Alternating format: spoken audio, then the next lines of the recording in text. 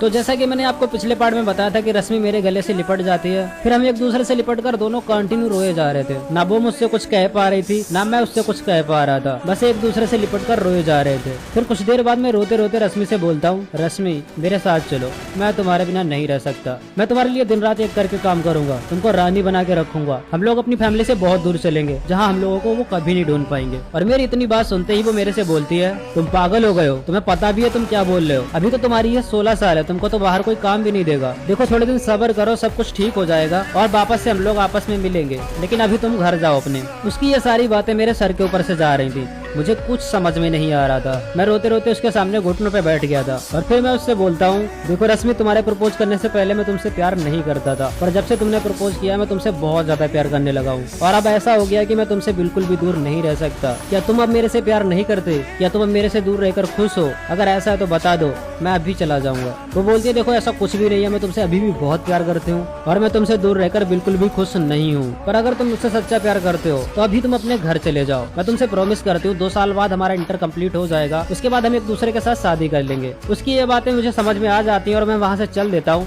और वहाँ से ट्रेन पकड़कर रात तक अपने घर आ जाता हूँ। घर पहुँचने के बाद हमारे घर वाले मुझे बहुत डांटते हैं, बोलते पूरा दिन गायब था, कहाँ गया था। मैं उनको कुछ भी नहीं बताता हूँ, चुपचाप आके घर में सो जाता हूँ और फिर उसके बाद